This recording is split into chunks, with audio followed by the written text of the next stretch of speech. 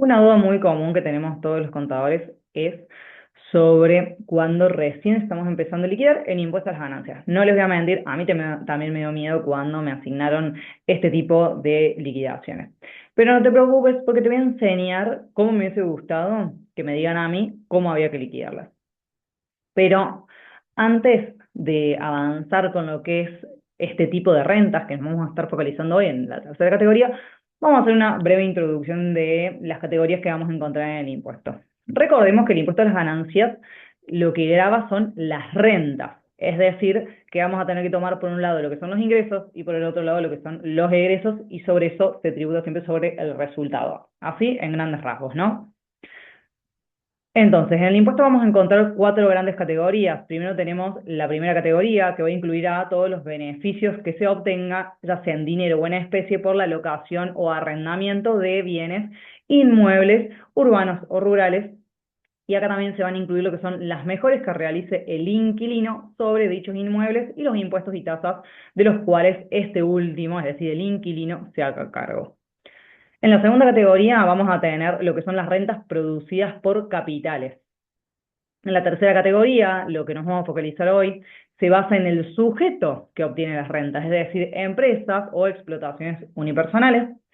Y por último tenemos la cuarta categoría que comprende los ingresos obtenidos exclusivamente por la actividad de personas, como puede ser empleos en relación de dependencia, cargos públicos, profesiones liberales, oficios, entre otros. Y recordemos que el ámbito de aplicación del impuesto, en el caso de residentes en el país, van a tributar por las rentas que obtengan en el país y las rentas del exterior, y en cambio los residentes del exterior van a tributar solamente por las rentas que obtengan en el país, ¿sí? Ahora, les quiero dejar este esquema de liquidación de las distintas categorías, donde en primer lugar, ¿cuál es? Esta es la estructura que vamos a tener que seguir a la hora de liquidar, ¿sí? Primero vamos a tener que determinar las rentas de cada categoría, como te comenté recién. Primera, segunda, tercera, cuarta. Luego, una vez que tenemos esa renta, ¿sí?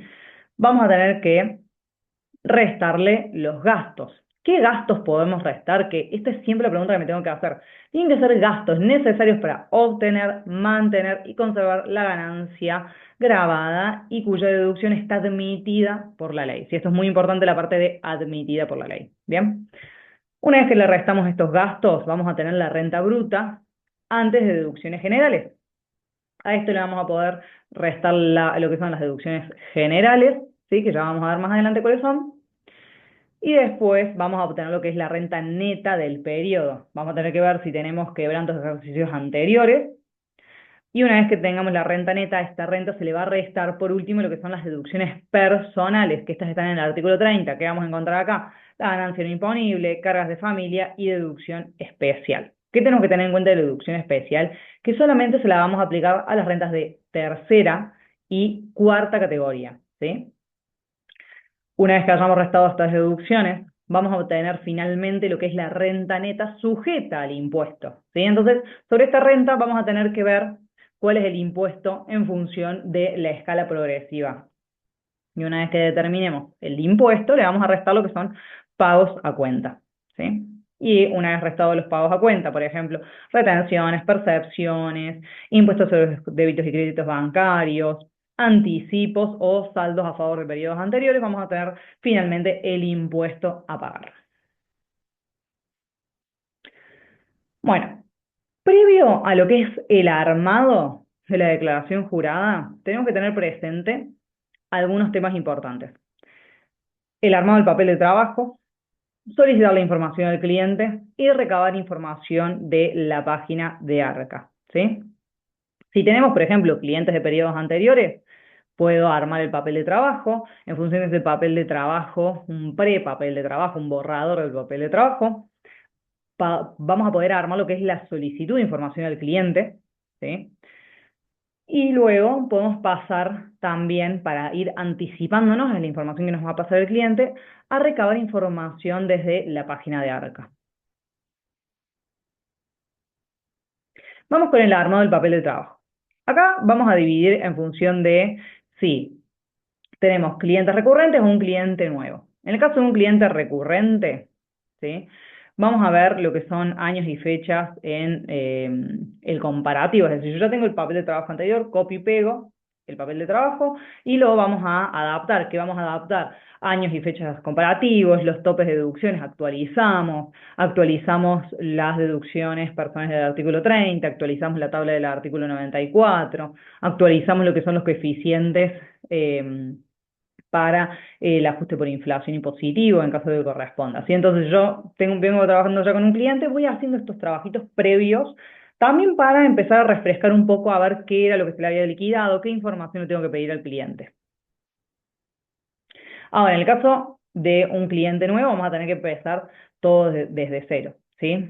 ¿Qué vamos a hacer en este caso para el armado del papel de trabajo? Siempre vamos a consultar la DJ de los periodos anteriores si es que el cliente viene presentando declaraciones anteriores. Entonces lo que vamos a hacer es entrar a el servicio de ganancia persona humana, vamos a ir a la parte de ganancia de personas humanas y luego a declaraciones anteriores y vamos a hacer un clic en este simbolito y así vamos a poder revisar la DJ anterior. Entonces vamos a poder ver los bienes que tenía declarado, las rentas que tenía declarado, qué tipo de rentas son, por ejemplo, si se tomó cargas de familia, bueno, qué cargas tenía, siempre analizamos que estas cargas de familia sigan siendo cargas de familia, si cumplen los requisitos para hacer carga de familia. Entonces vamos armando como todo nuestro papel de trabajo para luego pedirle la información al cliente.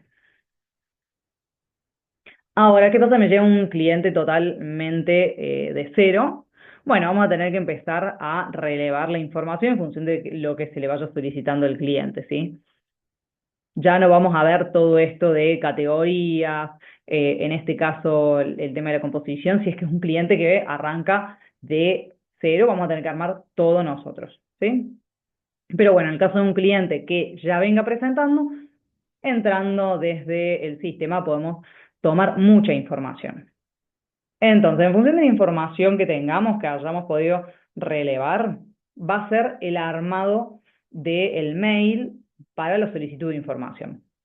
Nosotros acá tenemos un modelo general para todos los clientes, donde tenemos un asunto ya establecido y le vamos preguntando determinada información, y esto siempre es en función de lo que nosotras veamos de, si era un cliente que ya lo teníamos, bueno, ya sabemos qué bancos le vamos a pedir la información, y si es un cliente nuevo, entrando a la declaración jurada. Ahora, si es un cliente que recién arranca, bueno, nos va a tener que mandar toda la info para que nosotros podamos armar el papel de trabajo. En general, ¿qué vamos a pedir? Bancos, billeteras virtuales, dineros a cuenta, por ejemplo, vamos a pedir todos los extractos bancarios, siempre se lo pedimos o tratamos de que sea en Excel, listado de cuentas bancarias, billeteras virtuales, constancia de CBU, también solicitamos lo que son plazos fijos constituidos durante el año, fondos comunes de inversión y otro tipo de actividad relacionada con lo que son inversiones, siempre pedimos, por ejemplo, si compro acciones, si compro bonos, si compro letras, ¿sí?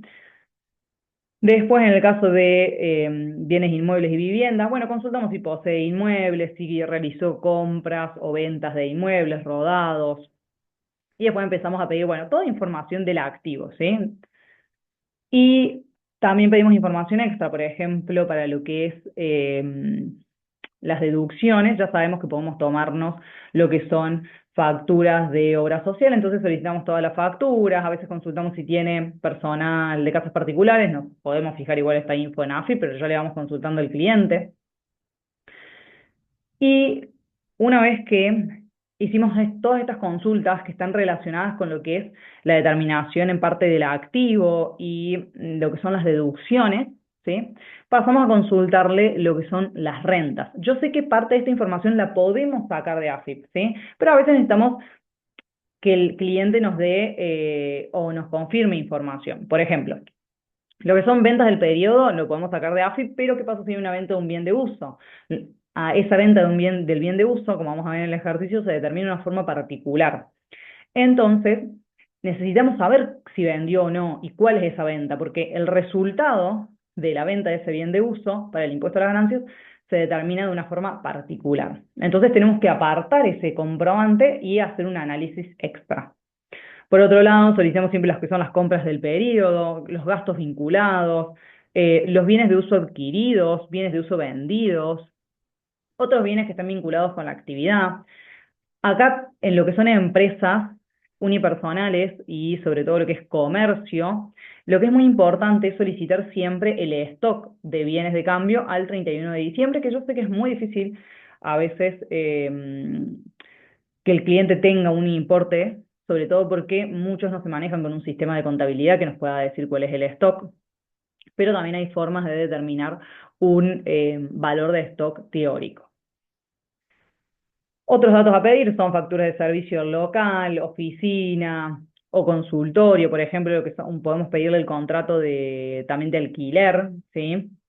Para ver cuánto paga de alquiler, y facturas de luz, agua, gas, internet, que en general esto lo tendríamos que tener en AFIP, pero en el caso de que no esté, siempre se lo solicitamos al cliente para chequear de incluirlo. ¿Qué otra cosa podemos tomar dentro del gasto? Lo que es el impuesto determinado de ingresos brutos, que siempre y cuando esté vinculado con la actividad, el impuesto determinado de municipalidad. También vamos a solicitar ITC y el impuesto vinculado a los bienes, como puede ser el impuesto provincial y municipal. Entonces, todo esto es el pedido de información.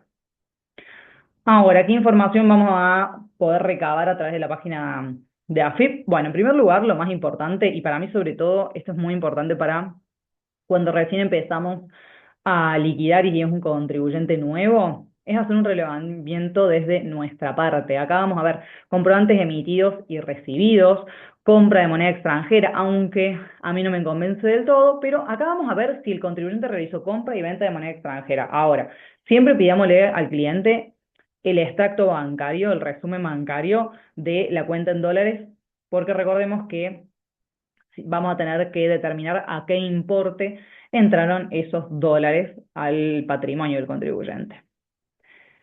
También vamos a poder chequear lo que son los saldos de cuentas bancarias y billeteras virtuales al cierre, los consumos de tarjeta de crédito y débito. Acá es muy importante este tema del consumo, porque nos va a servir para después, cuando hayamos finalizado la declaración jurada, chequear que el importe de nuestra parte esté vinculado o tenga una relación con el consumo que nos dé nosotros en la declaración jurada, ¿sí? Entonces, el consumo que nos da en la declaración jurada, como mínimo, tiene que ser el consumo de tarjetas de débito y crédito.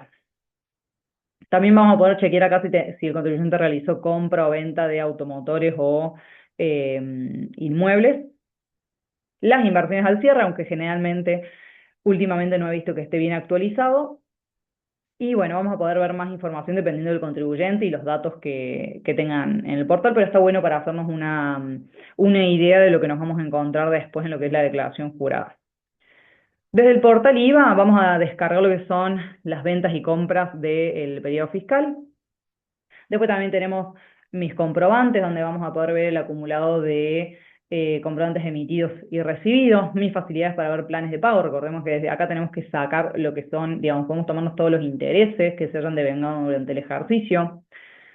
Desde el CCMA vamos a poder ver las cuotas abonadas de autónomos. Recordemos que este importe de autónomos se puede tomar como gasto dentro de las deducciones y además tienen que estar pagos los importes de autónomos para que nos podamos tomar la deducción, ¿sí? La deducción especial.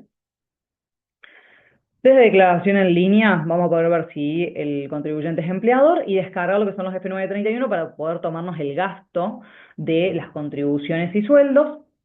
Y desde mis retenciones vamos a poder ver los pagos a cuenta que tenga el contribuyente para reducir el impuesto a pagar. Acá vamos a encontrar lo que son retenciones y percepción. Desde el sistema de cuentas tributarias vamos a poder observar lo que son anticipos abonados y pendientes de abonar. Recordemos que lo que son anticipos abonados los tenemos que incluir dentro del activo al 31 de diciembre y los pendientes de abonar, esos no se incluyen, ¿sí? Obviamente que después, si están todos los anticipos abonados, se toman como pagos a cuenta. Dentro de mis aplicaciones web vamos a poder observar lo que son las declaraciones juradas de IVA. Acá lo que nos importa sobre todo es la de diciembre, porque vamos a tener que incluir esta deuda dentro de lo que es el pasivo. Y en el caso del contribuyente tenga el beneficio del pago a 90 días, también vamos a tener que incluir todas aquellas declaraciones que no estén pagas, ya sea que tenga o no tenga el beneficio. Por ejemplo, el contribuyente no pagó, no tenía el beneficio de IVA diferido, no pagó el IVA de noviembre, bueno, este IVA se debe al 31 de diciembre, vamos a tener que incluirlo dentro del pasivo, ¿sí? Entonces ahí vamos a tener que observar qué deudas están existentes respecto del IVA el 31 de diciembre. Después, desde el servicio de Real y Contribuyente, podemos ver los contratos y documentación relativa a los alquileres. En convenio multilateral, en el caso de contribuyentes que estén dentro de este impuesto, vamos a poder descargar las DJs de convenio y acá lo que nos importa es observar el impuesto determinado, chicos, ¿sí? Siempre acordémonos de impuesto determinado. No me importa el impuesto a pagar. Lo que podemos tomar como gasto es el impuesto determinado, ¿sí? En caso de que tenga, perdón, vuelvo a esta filmina. En caso de que el contribuyente tenga ingresos brutos local, bueno, vamos a tener que ir a descargar lo que sea desde el servicio que corresponda, las declaraciones juradas de ingresos brutos o municipalidad en el caso de corresponder para tomarnos este impuesto. Bueno, ahora sí vamos a ver lo que es el armado de la explotación unipersonal. ¿Qué tenemos que tener en cuenta en estos casos? De que vamos a tener que armar lo que es el estado de resultado por un lado, que acá vamos a ver a grandes rasgos, ventas por un lado, compras por el otro, y luego de armar este estado de resultado vamos a pasar a armar lo que es el estado de situación patrimonial. Recordemos que es el estado de situación patrimonial, acá vamos a ver activo, pasivo y su composición, ¿sí? Pero esto es estado de situación patrimonial de la empresa unipersonal. No nos confundamos con el patrimonio personal del contribuyente, que además tiene una evaluación totalmente distinta en algunos casos, ¿sí? Ya les voy a ir mencionando como algunas diferencias entre lo que es el patrimonio, la evaluación del patrimonio personal y la evaluación del patrimonio de la empresa unipersonal, ¿sí? Bueno, vamos primero con lo que nos importa, que es el estado de resultado, que es lo que va a marcar, digamos, lo que va a ser el impuesto a pagar en grandes rasgos. ¿Qué vamos a determinar? ¿Qué va a ser lo primero? El primer trabajo que vamos a hacer es determinar los ingresos, es decir, las ventas. Este siempre es nuestro primer paso y acá vamos a relevar la información. Si ya venimos trabajando con el contribuyente, ya vamos a tener este dato. Y si no venimos trabajando con el contribuyente, vamos a tener que ir a relevar las ventas desde el portal IVA y descargar todos los comprobantes, todas las ventas eh, que se haya informado, ¿sí? Acá siempre nosotros recomendamos cuando es un cliente nuevo que no estuvo con nosotros durante el año, hacer un cruce entre lo que es lo que se declaró en Portal IVA y lo que está declarado en mis comprobantes para que no haya ninguna diferencia, ¿sí? Acá podemos encontrarnos con algunos casos especiales, sobre todo en lo que es prestación de servicio. Podemos tener facturas emitidas en el periodo fiscal por servicios prestados en el periodo fiscal anterior, por ejemplo. Podemos tener una factura que tiene fecha enero 2024, pero que corresponde a servicios prestados durante diciembre, ¿sí? Este ingreso corresponde al ejercicio 2023 y no debe tomarse como ingreso en el 2024. Acá tendríamos que chequear si este comprobante fue incluido en dicho periodo, ¿sí? Ahora, otro caso es facturas emitidas en el periodo fiscal siguiente por servicios prestados en el periodo fiscal que estamos liquidando. Un ejemplo, una factura con fecha enero 2025, pero por servicios prestados en diciembre del 2024. En este caso tenemos que incluir este comprobante como un ingreso en el 2024, ¿sí? Acá que va a ser importante chequear siempre web service o comprobantes en línea para determinar la fecha y el periodo de vengado, ¿sí? Y en el caso de contribuyentes que tengan un controlador fiscal, tendríamos que ir a lo que son reportes de ventas, ¿sí?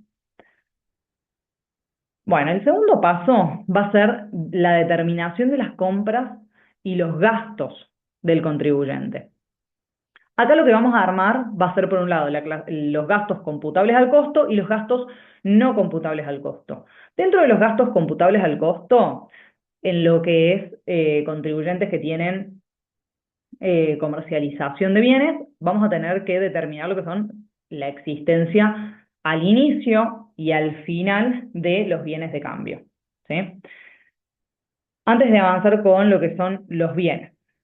En el caso de clientes nuevos, como les dije antes, recomendamos siempre descargar desde el portal IVA lo que son los comprobantes y también de mis comprobantes, digamos, del servicio Portal IVA y del servicio a mis comprobantes, y hacer un cruce para ver si hay inconsistencias o no, en el caso de contribuyentes que no hayan estado con nosotros durante todo el año.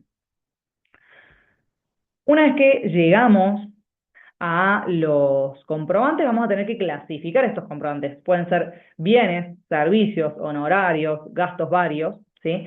Para luego poder determinar si estos gastos son computables al costo o si son gastos no computables al costo. Y también tenemos que observar, y esto nos va a poder decir el contribuyente, si hay compras de bienes de uso, porque estas compras de bienes de uso las vamos a tener que sacar de nuestros gastos, porque no se toman como gastos, sino que se va a tener que realizar el cálculo de la amortización. ¿Bien?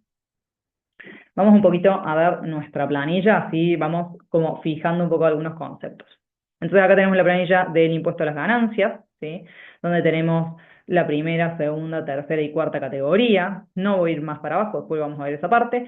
Y lo primero que vamos a hacer, como les comenté, es ir a determinar lo que es el estado de resultado. Entonces, lo primero que hacemos es determinar las ventas. Entonces, acá tenemos todo el reporte de las ventas. Y acá vamos a tomar el neto. Recordemos que las ventas también tenemos que depurarlas, porque podemos encontrar ventas de bienes de uso. Si en este caso teníamos una venta de un bien de uso, que hay que calcular el resultado de la venta de los bienes de uso, ¿sí? No se toma estos 371 como ganancia, sino que tengo que ver cuál fue el costo de este bien, tengo que determinar el costo impositivo del bien, porque tendríamos que ver si este bien, por ejemplo, se compró con posterioridad al 1 de enero del 2018, hay que actualizar ese costo por inflación, hay que restarle la amortización, ahí vamos a tener un valor residual impositivo, y sobre ese valor residual impositivo ese va a ser el costo del bien que le vamos a restar la venta. Entonces tenemos precio de venta menos el costo impositivo, eso nos va a dar el resultado de la venta, ¿sí? En este caso nosotros lo tenemos acá. Tenemos el valor de origen, la amortización acumulada, se lo actualizó por inflación, y de eso tenemos tenemos el valor impositivo, acá es al 2024, tenemos el índice, tenemos el valor residual impositivo, tenemos el precio de venta, que es la facturita que vimos recién, y acá nos dio el resultado de la venta, que es una pérdida, ¿sí? Porque tiene un resultado impositivo superior al precio que se vendió. Bueno, entonces acá ya tenemos la venta. Por otro lado vamos a poner ese resultado del bien.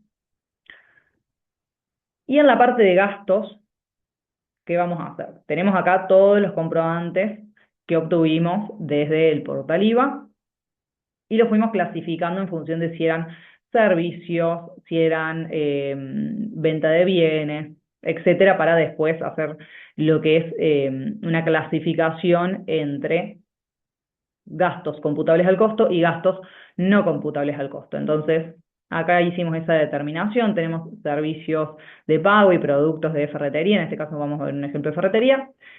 Estos serían las compras relacionadas, digamos, las compras computables al costo.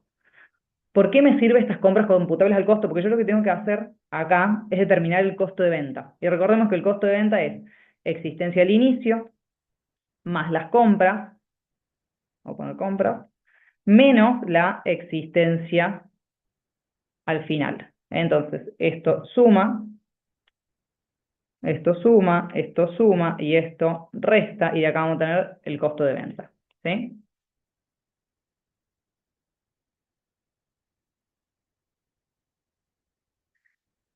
Bueno, entonces, acá lo que me importa es determinar, como les dije, el costo de venta. En el estado de resultado, acá nosotros seguimos la lógica de AFIP, cómo se va cargando, ¿sí? Entonces no vamos a ver ahora esto que les estoy mostrando, la existencia, después las compras y la existencia final, está distinto acá, organizado. Acá tenemos primero las compras, ¿sí? Y después, si bajo un poquito, tenemos los bienes de cambio, la existencia inicial y la existencia final, ¿sí? Acá fíjense, la única diferencia es que acá está restado por un tema de sumas y restas, ¿no? Acá los ingresos suman, y en este caso tengo que hacer una reversión de la fórmula, porque recordemos que este costo de venta en realidad va negativo, ¿sí? pero el cálculo no cambia. Entonces acá tenemos la fórmula esta, tengo que sumar la existencia al inicio más la compra, eso menos la existencia final me da el costo de venta. ¿De dónde voy a sacar los bienes de cambio al inicio? Y eso lo tenemos de la declaración jurada anterior, ¿sí? Ya sea clientes recurrentes o clientes nuevos. Y si es un cliente que recién inicia, la existencia al inicio va a ser cero, se entiende que sería cero, porque recién está iniciando. En el caso de un monotributo tendríamos que determinar con qué existencia tiene. Entonces, cuando pasa el contribuyente de monotributo a RI, habría que hacer un conteo de stock para ver cuál es el stock que tiene al inicio, ¿sí? Y al cierre tenemos que hacer exactamente lo mismo. El cliente nos tendría que pasar cuál es el stock que tiene al cierre. En la mayoría de los casos, como comenté al inicio de la charla, muchos clientes no tienen este dato. Entonces, ¿qué se puede hacer? Podríamos llegar a un valor teórico de bienes de cambio. ¿Cuál va a ser ese valor teórico? Bueno, ese valor lo vamos a determinar con una regla de 3 simple, que lo que tendremos que hacer es esto. Nosotros tenemos que imaginarnos que, en términos generales, las ventas menos las compras, con esto vamos a obtener lo que es el resultado. Vamos a tener que obtener un margen de ventas que sea aproximadamente entre el 30 y el 40%. Entonces yo hago ventas menos compras, eso nos va a dar un valor. Bueno, este valor vamos a calcular el margen sobre las ventas, ¿sí? Y este porcentaje no tiene que ser inferior al 40-30%, esto depende mucho del rubro, ¿sí? Entonces, en función de ese valor, vamos a tener que vamos a tener que determinar, decir, bueno, el costo de venta tiene que ser X, ¿sí? Por ejemplo, si tenemos 100 pesos de venta, el costo de venta no tiene que ser inferior a este valor. Entonces, yo ya sé que el costo de venta es 40, bueno, y acá puedo hacer una regla de 3 simple, porque tengo la existencia al inicio, tengo las compras, lo único que me falta es la existencia final, despejo la existencia final para que el costo de venta me dé 40. Entonces ahí voy a obtener cuánto debería ser una existencia al final teórica, ¿sí? No es lo que corresponde, pero en el caso de que el cliente no tenga la información, vamos a tener que hacerlo de esa forma. Pero siempre tratemos de que el cliente nos pase un estimativo de la existencia al final, ¿sí? Cuanto más grande es la existencia final, mayor va a ser el impuesto de las ganancias a pagar. Entonces, de esta forma ya tengo existencia al inicio, existencia al final y las compras, y esto me da, si yo sumo estos 3 valores, me da el costo de mercadería vendida, que en este caso es de 5 millones. Y una vez que ya determiné el costo de mercadería vendida, lo que me resta es analizar el resto de los comprobantes. ¿Qué podemos encontrar acá? Vamos a completar todo lo que es gastos no imputables al costo, que podemos tener gastos bancarios, que esto va a salir de los resúmenes bancarios que le solicitamos al cliente. Todos esos gastos que hay ahí, que están vinculados al costo, lo podemos tomar. El alquiler del local, el impuesto inmobiliario del local, mantenimiento del local, acá tenemos ingresos brutos, tasa municipal, honorarios del contador, luz, gas, internet y telefonía y agua. Entonces todo eso nos da un importe de gastos que están vinculados al costo y van a formar parte de nuestro estado de resultados, ¿sí? Luego tenemos lo que son las amortizaciones, entonces acá vamos a tener que armar una planilla de todos los bienes de uso que tiene el contribuyente, su valor al inicio. Recordemos que en caso de de bienes adquiridos con posterioridad al 1 de enero del 2018, los vamos a actualizar por inflación, y una vez que los actualizamos, vamos a tener que calcular la amortización. Acá para el cálculo de la amortización tenemos que ver el tipo de bien que se trata, si es un inmueble, si son bienes muebles, si son computadoras, y vamos a tener que tomar, por ejemplo, en el caso de inmuebles, es el 2% anual, y recordemos que los inmuebles se amortizan de forma trimestral. En el caso de muebles podemos tomar entre 5 y 10 años, y lo que son las computadoras, normalmente se toman 3 años, ¿sí? Entonces vamos a calcular la amortización y esa parte de amortización la vamos a incluir dentro de nuestro estado de resultados.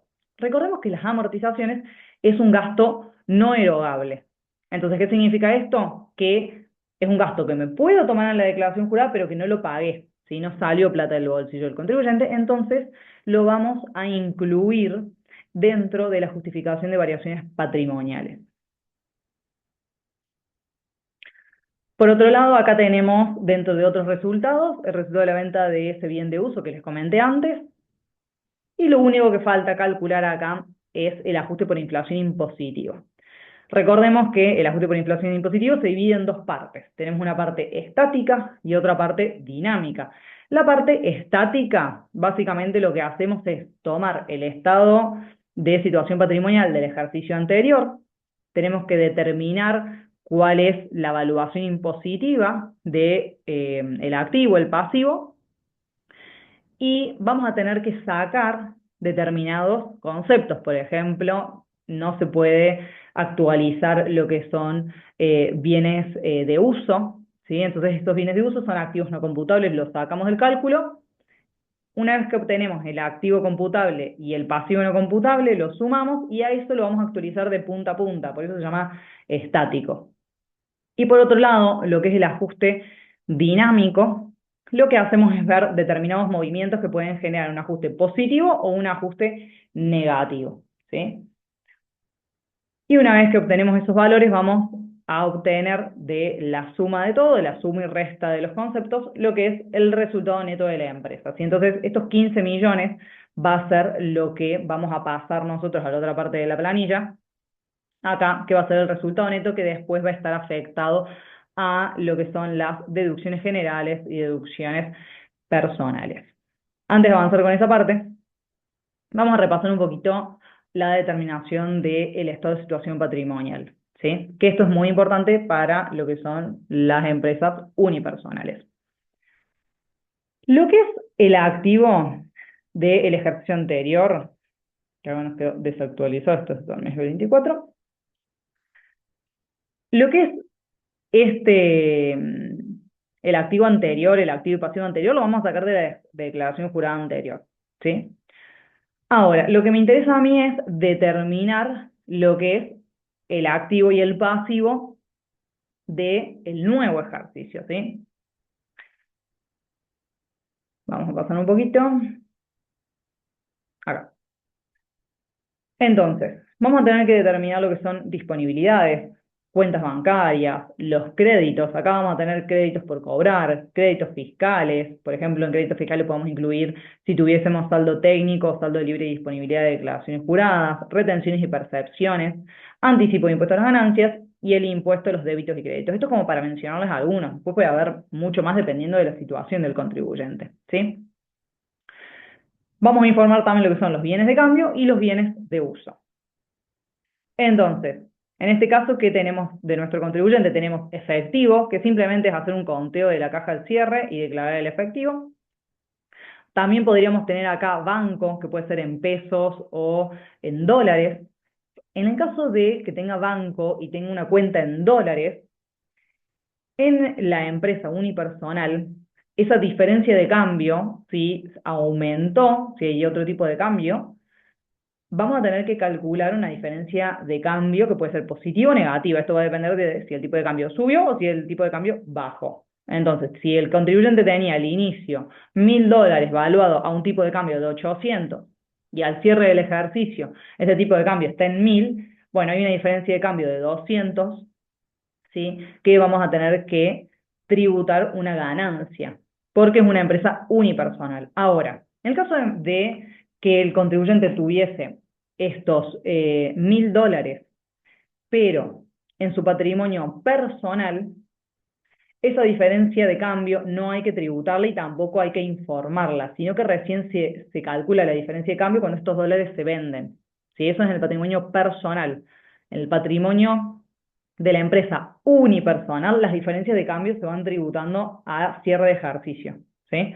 Entonces, ¿qué pasaría si el contribuyente tiene una deuda en dólares en el patrimonio de la empresa unipersonal? Bueno, esa diferencia de cambio, en caso de que sea de que aumente la deuda, es una mayor pérdida que tiene el contribuyente. Entonces, ese gasto se lo puede tomar, esa diferencia se la puede tomar en el estado de resultado y también va a aumentar lo que es el pasivo, ¿sí? Después vamos a tener que determinar los créditos por venta. Acá tendríamos que analizar si, por ejemplo, el contribuyente vende con tarjeta. Al cierre del ejercicio va a haber cupones de tarjeta que todavía no se van a haber pagado, que no se los van a haber pagado todavía al cliente, me refiero, ¿sí? Generalmente las tarjetas tienen un diferimiento que puede ser de 15, 10 días, depende. Por ejemplo, en Mercado Pago tenemos distintas opciones. Tenemos opciones a 18 días de pago, a 20, a 30 días y hasta 60 días. Entonces, ahí tenemos que pedirle al cliente dos opciones: o que nos pase las claves y nosotros podamos descargar la información, o que nos mande directamente la info.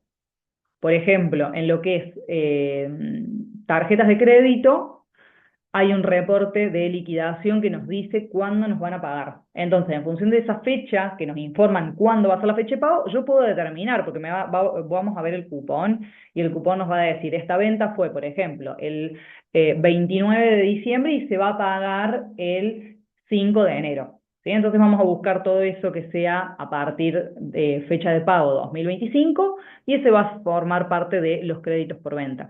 En lo que es Mercado Pago, también tenemos esa opción de que nos dice la venta y la fecha de pago, y simplemente filtrando podemos determinar cuál es el crédito de las ventas. Bienes de cambio, ¿cómo los determinamos?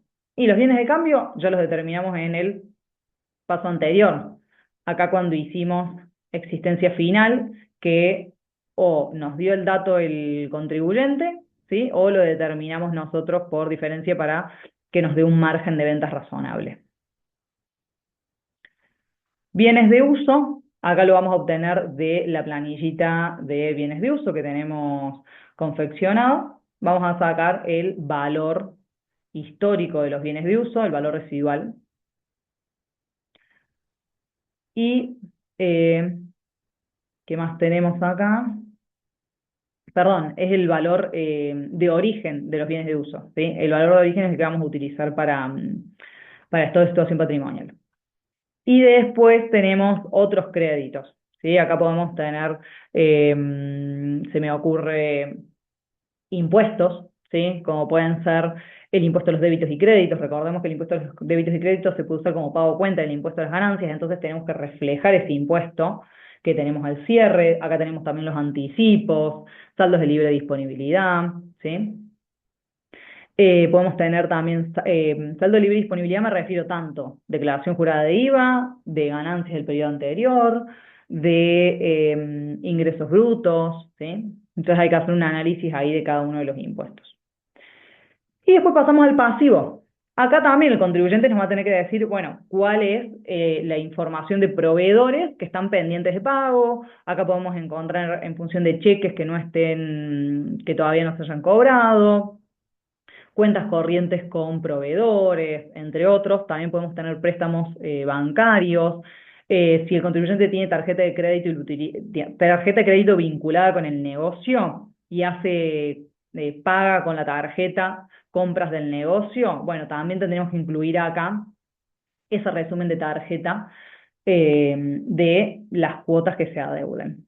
Bueno, y de esta forma vamos a confeccionar, entonces vamos a obtener finalmente lo que es el patrimonio neto de la empresa unipersonal. Lo mismo que hicimos con esto, tendríamos que hacer con el patrimonio personal del contribuyente, ¿sí? Porque esto entonces, este estado de situación patrimonial, después lo vamos a informar dentro de lo que es la empresa unipersonal, lo tenemos acá, ¿sí? Y acá hicimos exactamente lo mismo, armamos lo que es la composición patrimonial del contribuyente, pero de su patrimonio personal. Acá tenía, por ejemplo, un inmueble, tenía un rodado, que recordemos que siempre en el patrimonio personal esto siempre va a valores históricos, ¿sí? Y las cuentas bancarias del contribuyente. Acá también el contribuyente tenía un pasivo por una deuda de tarjeta de crédito. ¿Por qué es importante elaborar bien el patrimonio neto, ya sea personal o de la unipersonal? Porque me va a jugar mucho en lo que es el consumo, ¿sí? Entonces, determinar correctamente el patrimonio me va a hacer que llegue a un importe de consumo más razonable, o también me va a decir, por ejemplo, si tenemos un consumo negativo, si hay ventas no declaradas, por ejemplo, si hay algo que está fallando en la declaración jurada, por ejemplo, a través de calcular bien lo que era, bueno, en general la declaración jurada, en un caso pude determinar que un contribuyente no había declarado un inmueble. Entonces, por ejemplo, el consumo le daba súper alto y era porque faltaba informar esta compra que había hecho el cliente, ¿sí? Entonces, nos ayuda mucho, obviamente, siempre la información que nos envía el contribuyente y siempre ir indagando en lo que pasó en la declaración jurada, ¿sí? No se queden con la primera liquidación que hagan, sino que si hay algo que no les cierra, sigan buscando, ¿sí? Bueno, entonces hasta acá tenemos todo el resultado, estado de situación patrimonial, y vamos a pasar a lo que es la determinación de la ganancia bruta, que es simplemente el importe del estado de resultado, y a esto le vamos a poder restar, a su vez, determinadas deducciones que me indica la ley. Acá tenemos deducciones que pueden ser con tope o deducciones sin tope, y también deducciones con tope fijo, ¿sí? Bueno, entonces vamos con las deducciones sin tope. Podemos encontrar los intereses de deuda pagados por la persona física, contribuciones o descuentos para fondos de jubilaciones, por ejemplo, acá puede ser el pago de autónomos, aportes obligatorios a obras sociales. En este caso es solamente para contribuyentes de cuarta categoría, por ejemplo, en relación de dependencia. Después tenemos deducciones con tope fijo. Podemos encontrar los seguros para casos de muerte, gastos de sepelio, personal de casas particulares, intereses por préstamos hipotecarios, que en algunos casos, como podemos ver, seguros de muerte, gastos de sepelio e intereses por préstamos hipotecarios quedó muy desactualizado. También tenemos lo que es la deducción de alquiler de la casa de habitación, que está en el artículo 85, inciso H, que tenemos que tener en cuenta de esta deducción. Bueno, esta es una deducción que tiene un tope, ¿sí? Que es en función de la ganancia no imponible. Ese es el primer tope. Y el segundo tope es el 40% del impuesto, perdón, el 40% del importe del alquiler abonado. Entonces, de la factura que me dan del alquiler, siempre que esté vinculado a casa habitación, vamos a poder tomar solamente el 40%. Ese es el primer tope. Y el segundo tope es que el importe de gastos total, cuando sumamos todos esos 40%, no puede superar la ganancia no imponible, ¿sí? Que en este caso el ejercicio es de 3 millones para el periodo fiscal 2024, entonces no podría superar este valor, ¿sí? Y a su vez tenemos una deducción adicional, ¿sí? Que esta es agregada en el inciso K, que esta es una deducción nueva que se ha agregado hace muy poquito, que permite que ambas partes, tanto locador y locatario, puedan deducir una deducción general del 10% del monto total anual de alquileres de inmuebles, siempre y cuando estén destinados a lo que es casa-habitación. Esta deducción coexiste con la deducción del inciso anterior, ¿sí? Entonces me puedo tomar las dos deducciones, ¿bien? La del inciso H y la del inciso K. ¿Cuáles son los puntos clave? Bueno, que es el 10% del total anual del alquiler, siempre que el inmueble esté destinado a casa habitación, no exige que tenga que estar registrado en RELI, coexiste con la deducción del inciso H, y en el caso de sujetos de empresa, es decir, una explotación unipersonal que adquiere un inmueble destinado a casa habitación, se puede también tomar esta deducción, ¿sí? Después otra deducción con tope fijo son los aportes de planes de seguro, y se adicionan estas deducciones que son también bastante nuevitas, que es respecto a los servicios y herramientas con fines educativos, también los de guardería, que estos están ya más relacionados, guarderías, con lo que es los trabajadores de la cuarta categoría, ¿sí? No lo vamos a dar dentro de lo que es la tercera categoría. Se los dejamos acá en las filminas para que tengan esta info.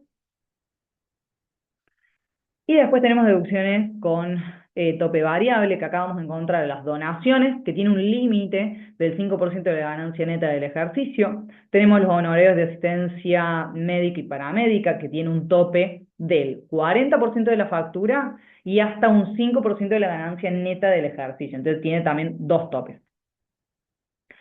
Y tenemos también las cuotas médico, por ejemplo, en el caso de que se abone una prepaga o una obra social, bueno, este importe no puede superar el 5% de la ganancia neta del ejercicio. Entonces, una vez que determinamos las deducciones que se puede tomar el contribuyente, por ejemplo, en este caso tenemos autónomos, se hizo un relevamiento del CCMA, se vieron los importes de autónomos abonados durante el ejercicio, y esto me los puedo tomar sin tope. Después también tenemos los del servicio doméstico, que en este caso, fijémonos, el servicio doméstico se pagó 258.000 pesos anuales, tenía un tope de 3 millones, bueno, puedo tomar hasta el importe que se abonó, ¿sí? Después se hizo el relevamiento de la cuota médico-asistencial y se determinó que se abonó 118.000 pesos, el tope, acá lo calculamos por fórmula automáticamente, nos da un valor de tope de 765, entonces me puedo tomar todo lo que el contribuyente abonó, y después teníamos el tope de gastos médicos, ¿sí? Que acá me voy a tomar acá este valor, que me puedo tomar solamente el 40%, entonces acá también por eso está topeado, ¿sí? Con el 40%, y me tomo la diferencia entre lo que se abonó y el tope del 40%, ¿sí? Entonces solamente me puedo tomar 42.000 pesos y no supera este importe de 765.000. De la suma tenemos entonces que podemos agregar como un gasto, deducciones generales, por casi 500.000 pesos. Entonces tenemos los 15 millones, le restamos estos 500.000 pesos y nos quedan 15.145.000.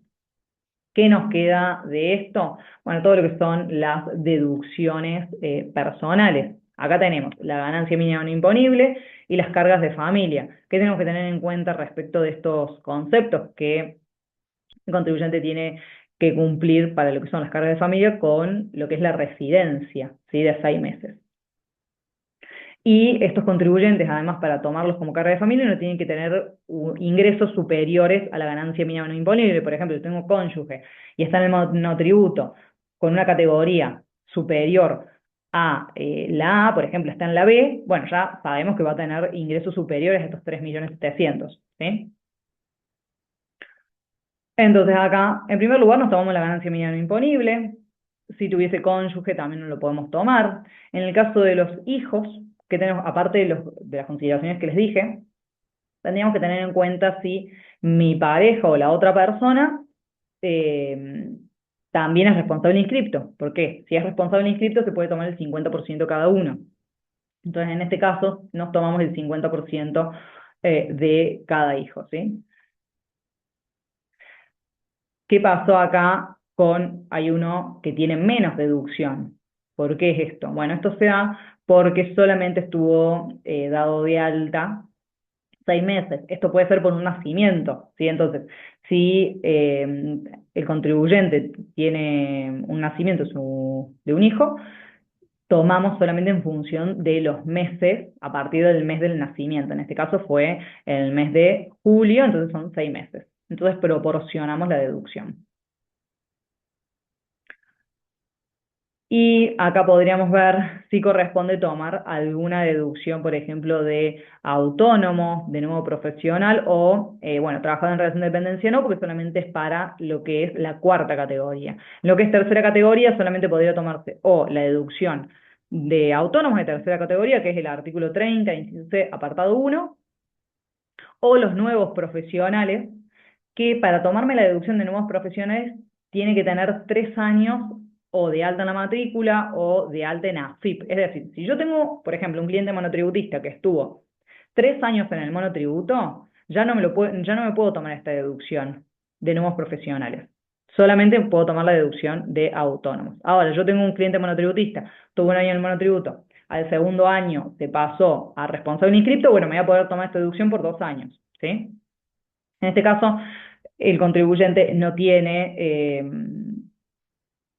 3 años, entonces solamente se podría tomar esta deducción. Ahora, ¿qué pasa si el contribuyente no abonó los importes de autónomos? Acá vemos que los abonó. Pero ¿qué pasaría si no los ha abonado? Bueno, no puede tomarse la deducción, ¿sí? Esta deducción, primero que es optativa, o elegimos esta o elegimos esta. Y en segundo lugar, tengo que verificar que haya abonado autónomos. Entonces, ¿qué pasa si no ha abonado autónomos? No me la puedo tomar. Hagamos el caso, más allá de que tengamos este pago de autónomos, imaginemos que no lo abonó y no se puede tomar la deducción. Bueno, no me la tomo. Y vamos a tener entonces un total de deducciones personales de 5 millones y vamos a tener una ganancia neta sujeta de impuesto de 9 millones. ¿Sí? Entonces porque hacemos los 15 millones menos estos 5 millones, nos da un valor de 9.500.000. Y ahora tendríamos que calcular el impuesto determinado. ¿Cómo lo vamos a hacer? Bueno, tendríamos que ver estos 9 millones dentro de la tabla, en qué rango ingresaría, ¿sí? Entonces, si nos posicionamos, entraría dentro de más de 6 millones hasta 12 millones, está en este rango, entonces va a tener que pagar un importe fijo de 659.000 pesos, y ese importe fijo se le va a sumar un valor variable sobre el excedente de los 6.120.000.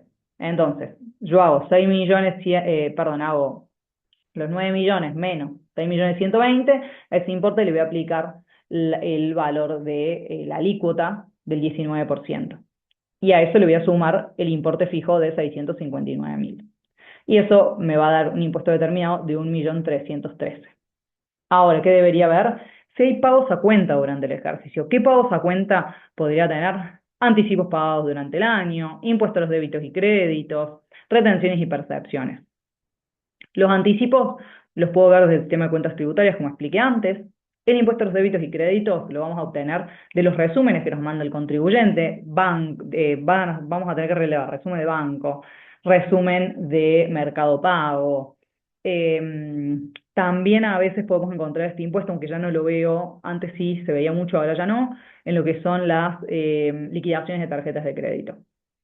¿Sí? Ustedes revisen toda la información, por las dudas. Generalmente lo vamos a encontrar bancos y billeteras virtuales, ¿sí?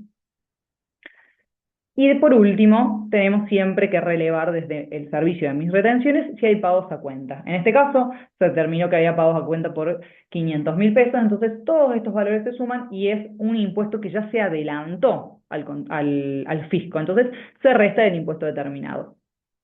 Y por último, el contribuyente va a tener que pagar 376.000 pesos de impuesto.